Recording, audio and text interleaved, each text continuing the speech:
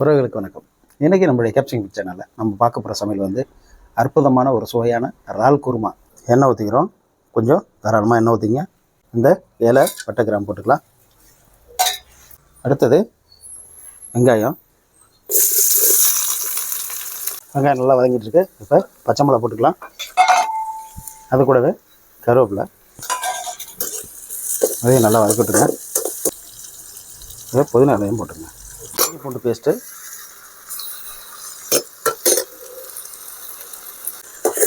பூண்டு பேஸ்ட்டு, நல்லா வதக்கிட்டு அடுத்தது தக்காளி. இது நல்லா பச்சை வாசனை போகிற அளவுக்கு நீங்கள் வதக்கி விடணும்.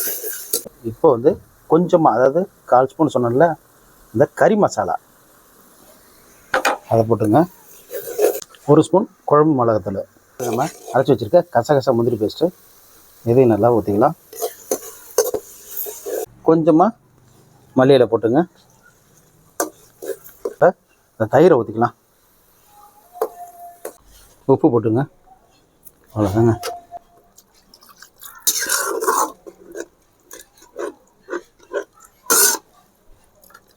இந்த மாதிரி பக்குவத்துக்கு வந்துட்டு இப்போ நம்ம இதில் இறாலை சேர்த்துடலாம்.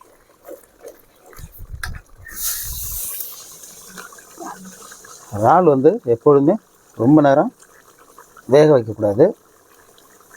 அதாவது இந்த சீ மாதிரி சுருங்கும், அப்பயே நம்ம இறாலை எடுத்துடணும். மல்லியில் தூவி நம்ம இறக்கி டேஸ்ட் பார்க்க வேண்டியதாங்க. செம்ம வாசனையில் இருக்குங்க.